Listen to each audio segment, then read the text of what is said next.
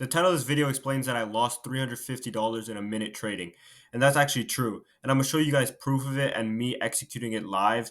And basically, you could see when exactly I entered and how long it took. I'll speed it up, but you get the point. It took less than a minute. You'll see on the screen. And yeah, I'll be explaining why it didn't actually matter and why this shouldn't matter to you as well. Every loss that you take should not affect your trading. And I'll show you why, and I'll explain in detail and show you real trading examples.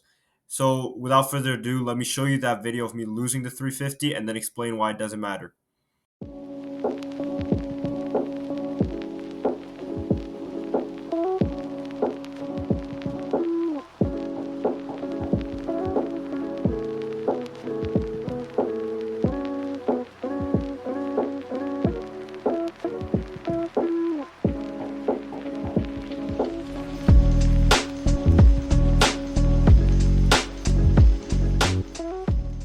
So as you can see on my desktop, I brought out some of the files on my file explorer, and you can see a bunch of backtesting files here. This is all trade recaps. And I just did this to illustrate how much you have to backtest to be confident in your strategy. This is definitely not all of my trade recaps and all my backtesting I've done, but this is just to show you the last 5 months, I have all the data right available to me on my desktop. And you should too for your strategy, right?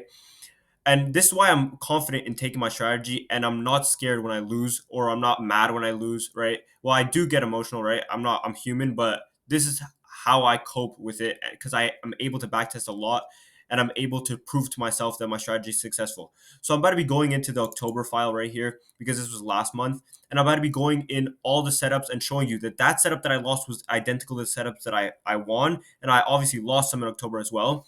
I have all the numbers here, right? I don't know if you could see if it's in frame because I don't see it right now, but that's all the numbers that I have just to prove, I guess, that I did write this down. So October 2nd, we'll go into the first trade, and it was a win, right? So we get a liquidity sweep, break of structure, retrace into the fair value gap, and the breaker. And then we get the move to our take profit, right? That was a 2.02% trade for me. And that just shows that doubled the loss that I just took because I risked 1% per trade, right? So that just shows you the extent of which the extent that it doesn't matter when you lose, right? Because I'm gonna say the insignificance of a loss, right? Because if you win more than you lose and you win greater than your wins are greater than your losses, then it's really no point of getting mad in it and no point of stressing over it. It only matters once you get on tilt and then you keep losing and losing and not taking your strategy. Just follow the plan. It doesn't matter how fast you lose, how much you lose. Just keep going with your plan if it's a good plan, right? If you have backtesting with it. And that's why I'm gonna show you these backtesting files, right?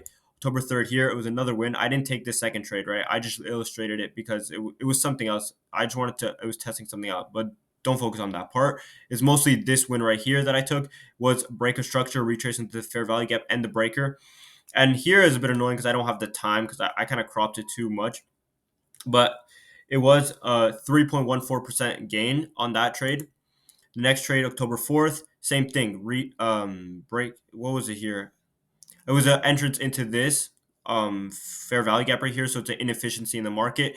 Then we get a dip right here, then a retrace into the fair value gap after a break of structure, and then we get a target right here because I put this equilibrium here because I'm targeting anything under equilibrium, and there's this level right here that's under equilibrium. You could have taken it longer, but it's more risky because it could reverse after it hits equilibrium. So that's what I took there. And these are actual setups I took. Obviously, if I wanted to make it look perfect, I can make it like right here, take profit right here, and enter better with a smaller stop loss. But this is actually what I took, sorry. So October 4th, it was a 1.9, not as big of a trade. Oh no, sorry. This was a 2.64% gain on this trade. So it's not, well, it is a big trade, but it's not as big as the last one. Next trade we have here wasn't a beautiful trade, but it still worked. Liquidity sweep. Oh no, here liquidity sweep out after already we got a liquidity sweep and we didn't get a trade off of it. We get another sweep of liquidity. Break of structure right here. I took this. It's not the best setup ever, but it's because it's in a macro, so I'm more lenient on my setups because it's more chance that it'll actually move. So then a retrace into this fair value gap, and I put the stops making sure to include the breaker as a possibility, right? So it retraces to the breaker and then it moves up. And then this was a 1.9. This was the 1.9 that I took on October 9th, right? October 16th, right? I didn't take this setup, by the way. This is not the one I took, right? This was the one, it was the loss that I took right here. And that was obviously a minus 1% loss. And as you can see, it's the same thing. A break of structure right here, retrace into the fair value gap, and then I entered. Well, I entered off this breaker because I don't know. I don't know why I put it like this, but I think I entered at the top here or either at the consequent approach with the fair value gap where I normally do. But regardless, I took a loss here because my stop was up here at the top of the fair value gap and at the top of the swing high. And I still took a loss, right? This was the same setup as I took a loss on today. It's obviously not identical, but it's the same sort of idea. And you see that idea worked multiple times throughout the month, right? Here again, October 22nd, I took another loss. This I didn't take, but I just have that there for backtesting purposes. I just wanted to see this little bit of a setup right here, but this was the setup I actually did take. So we get a break of structure here and a retrace into the fair value gap. There was a liquidity sweep here, but I just didn't have it marked, like, because I didn't envision taking this, like making this video. But anyways, we're here now. So retracing the fair value gap and the breaker, and then there was no move down, right? It just automatically took me out, right? This was like probably in a minute as well, right? Two losses back to back, right? So a lot of people would be on tilt and then take dumb setups, but no, I stayed composed. So then I could take the last setup of the month, which is a very clean setup. Liquidity sweep right here, break of structure, retrace into the fair value gap and the breaker. Actually, no, this was just a retrace into the breaker, but my strategy states that if it's in a macro and it's a clean break of structure, I could take it off the breaker. So I did enter right here, stops above this point right here, and then it moved right to my take profit.